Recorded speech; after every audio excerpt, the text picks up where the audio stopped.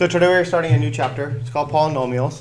And polynomials is just a form of saying algebraic expressions. And when you look at algebraic expressions, that just means it uses letters in the expression. And the letters represent values that we just don't know the value of, right?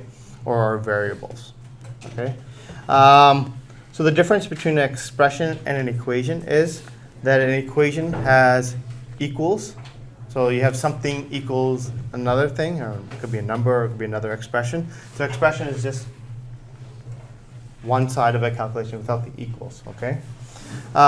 So this chapter, I set it up slightly differently. I sort of set it up the way I do my Math 10 course.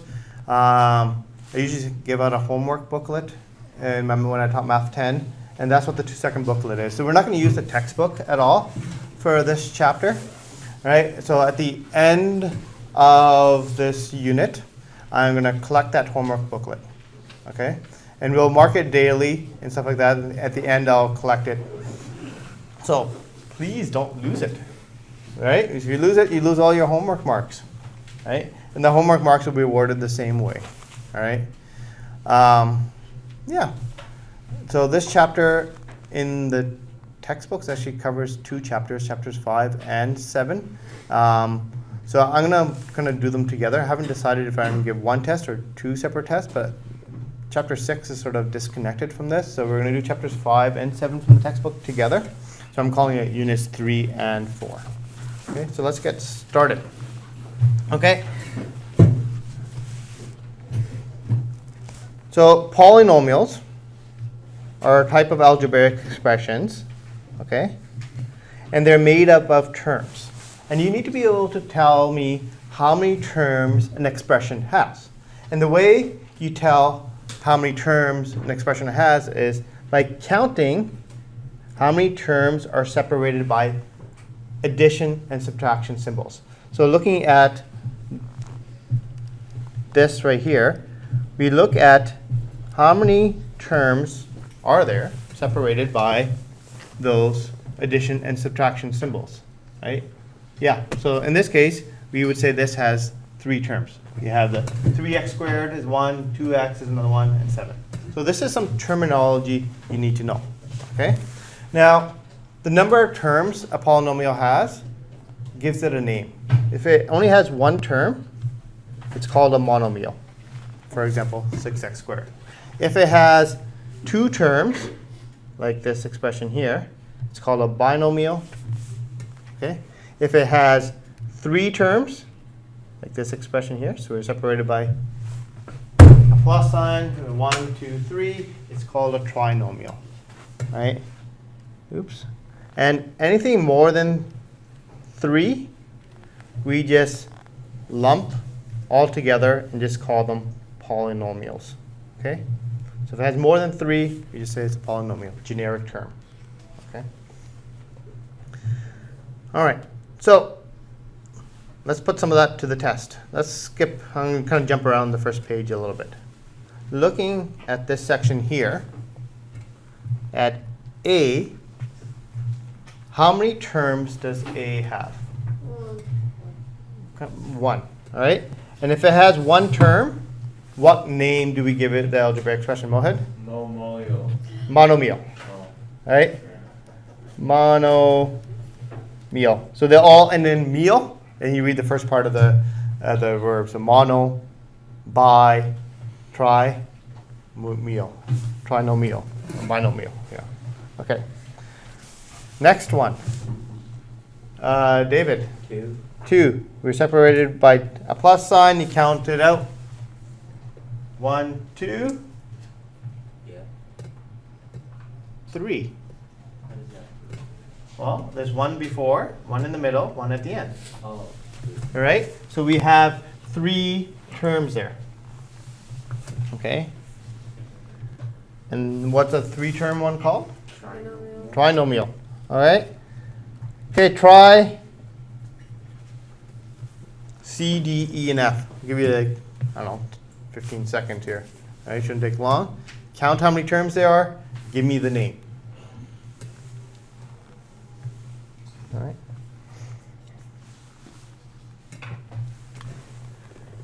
So I think this unit is easier than the previous unit, and they probably towards the end gets about to the same difficulty level as probably the exponents were at the end, exponents unit.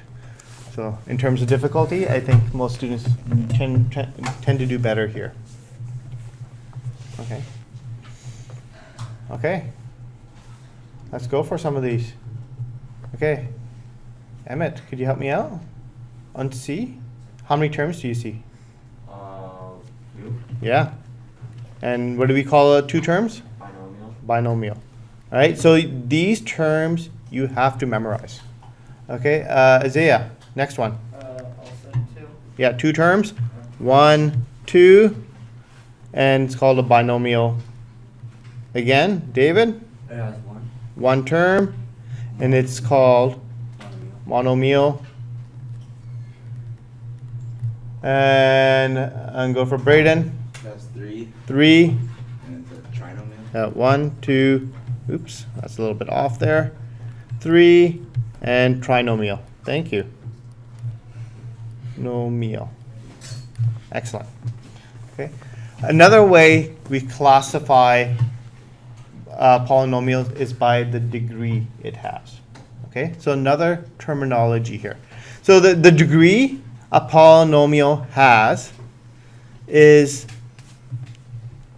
the degree is by adding, all of the exponents in a term. So for instance, if I go back up to here, we have x squared has an exponent of 2 and y has exponent 1. This term has a degree of 3. Okay? So if that was your expression, you would say it has a degree of 3. Now, based on the degree, eventually maybe in grade 11, grade 12, you get to graphing it, you can tell how the graph looks. The degree tells you how many bumps and how many times the graph changes direction, right? Eventually, you will tell that from just looking at the equation. You have a general idea of what the graph of this would look like, right? So now, for this one, you always look at the variable, right? It has an exponent 1, so nothing to add, so it has a degree of 1. Okay. So if it has one term, it's pretty straightforward. Okay. If you're looking at a polynomial, when you have multiple terms, what you do is you figure out the degree of each of the terms. The one with the highest is your degree for your polynomial. So for instance, right here, this term has a degree of 2. This term has a degree of 1. Okay? And 7 doesn't have a variable attached to it. It doesn't have an x, doesn't have a y, so it doesn't have a degree at all. It has a degree of 0. So what's the degree of this polynomial? You look at the highest one. So you give it 2. Okay? You don't add them all together, right?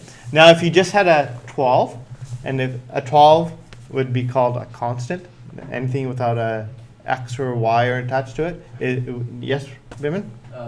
If it is a trinomial, and do we add the degrees then? There will be questions that will be asked you. There are two different things. They'll be classify its name and its degree. So you might be asked it's a trinomial and its degree. Just because it's a trinomial doesn't mean it's a degree 3. They're independent. A trinomial could be a degree 0, could be a degree 1. X and y, right? Yeah. So if you have to tell the degree, do we add 2 and 1 and then get 3, or we tell the highest one? You add the 2 and the 1 to get the 3. Okay. All right? And we'll look at a few of these. I think I have some of those coming up. So looking at these expressions here that we just classify as monomial and binomial and such, we need to state the degrees. For example, 2. Okay? So looking at A, what would the degree would be? Look at the exponents, add up the exponents. Hunter? 2. 2. Right? We have an exponent of 2. So it has a degree of 2. That one's pretty straightforward. How about the next one? David? It has a degree of 4. Incorrect. Right? Bimin? 2. Yes. So you got to look at the individual degrees. So this one has a degree of 1. This one has a degree of 2. This one has a degree of 1. The whole expression, you pick the highest one out of those. Okay. So that would be 2. You don't add each individual one up. Was that the question you were asking before? Okay, sorry, I misunderstood your question. Okay, so this one has a degree of 2. Okay, C. What would the degree for C be? Mohit? 1. 1, yes. Okay, the Y has a degree of 1. The 5 has a degree of 0. Doesn't have any X's or Y's attached to it. So that is just 1, the highest one. Okay. D. Karnveer. Would it be 2? Mm-hmm. Right? Now you can get 2 from 2 different ways, right? Because the D has a degree of 2, because I have exponent 2. The second expression has a 1 and a 1. Those add up to 2 as well. So you just pick the highest one. It's tied at 2. It just becomes a degree of 2. All right? E. What would the degree be? Okay, Biman. 1. Yeah. Looking at the exponent, if you don't see an exponent to your variable, it means it's a 1, right? So this one has a degree of 1. Okay. Last one. What would it be? All right. Emmett, is that a hand? No? Okay. Kabir. 2. 2. All right. And which term had the highest degree, Kabir? B squared. B squared. B squared was a 2. And this was a 1. And this one was a 0. So overall, the highest degree is a 2. Okay. So you looked at classifying by names and degrees. We can also represent algebra expressions using symbols. Okay? And these symbols are called algebra tiles. So if I had this algebra expression and I told you that this symbol right here represents this expression, could you tell me what each one of those shapes means? By just looking at that, could you tell me what each one of those shapes means? Yes, David. So a fully factor would be an integer. Would be an integer? Okay. So, yes, Isaiah? Squared. It would be squared, right? Right? Because you got to connect it to what you see here. Well, we have 2 squared terms, right? So 1 and 1, that makes 2. Okay. What would the rectangle be? The long rectangle there. What could that be? Bimin? The 4x. Yeah. So if each one of these would be an x. So there's 4 of them. We get the 4x. Finally, the small squares. What would those represent? Yes. 3. Yeah, 3. The integers, the constants. So you have 1, 2, 3. Add those up. Okay.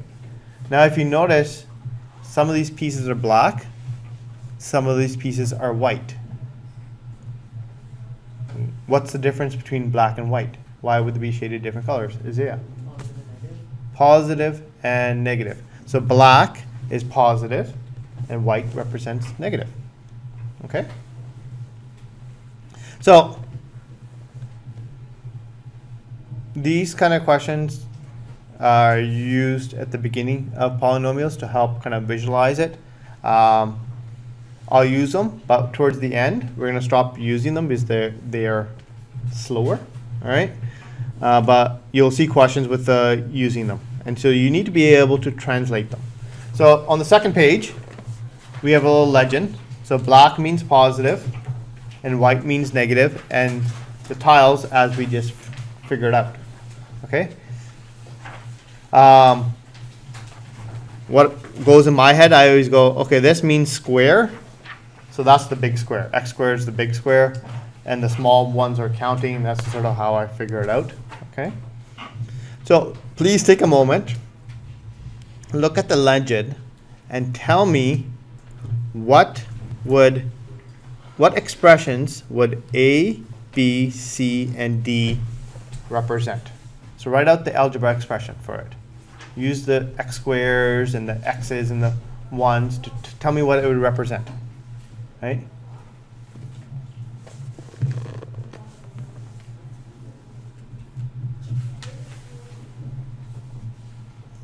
Right, so you get the legend on the top, right there.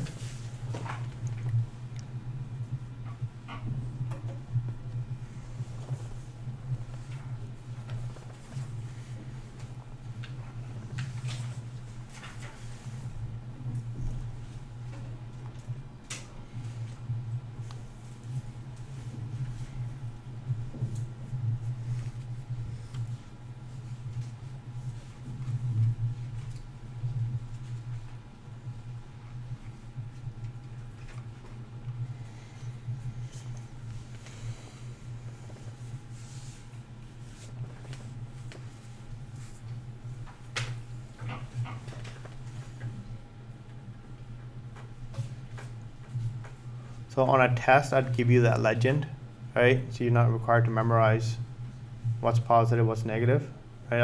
I'd give that to you and what they each represent. But you just need to be able how to use them.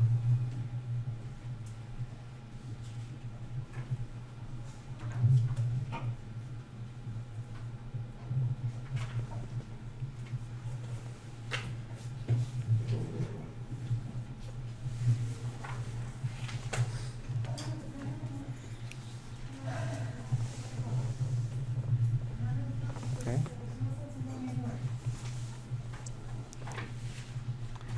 So shall we do some of these? Alex, do you have the first one done?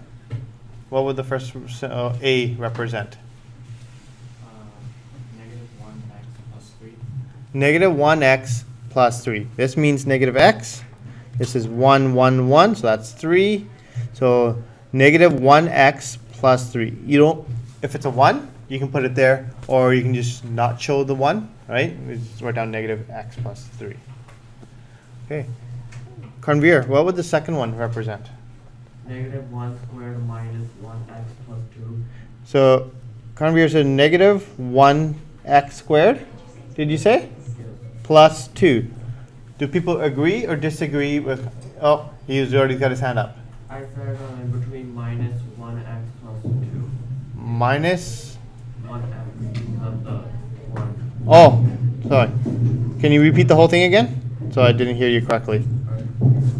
Negative 1 squared -1 squared minus 1x minus 1x plus 2. plus 2. Okay, do people agree or disagree with Braden? It's supposed to be a positive. Okay, black means positive. Okay, so got the signs inverse. Anything else? Yes, Mohid. The white should be negative. Yeah. And there's one other error, unless I misheard. He missed Text. the x. Yes, the first one should be x squared, not 1 squared. So this should be x squared. You got the signs inversed, black plus x and minus 2. Because this is x squared, this is x, this is a -1, and that's a -1. Okay, Vimin. Negative 2x squared Yeah. minus 3x plus 4. Okay. Do people agree or disagree with Bimin? I don't see hands in any direction. All right. I agree with Bimin. All right. So this is -x squared. This is -x squared. So there's 2 of those. Makes -2x squared. This is a -x. This is a -x. This is -x. There's 3 of those. And we have 4 positive ones. get the plus 4. Okay, last one. All right, Hunter. 2x squared plus negative 5, or would that be just subtract 5? Just subtract 5. Okay, that's- What you said is not incorrect, but Yeah. it is not as clean as of an expression as it could be. So we have x squared and we have x squared. So that gives us 2 of those. Then we have negative 1, negative 1, negative 1, negative 1, negative 1. There's 5 of those, so that's negative 5. And that's it for today.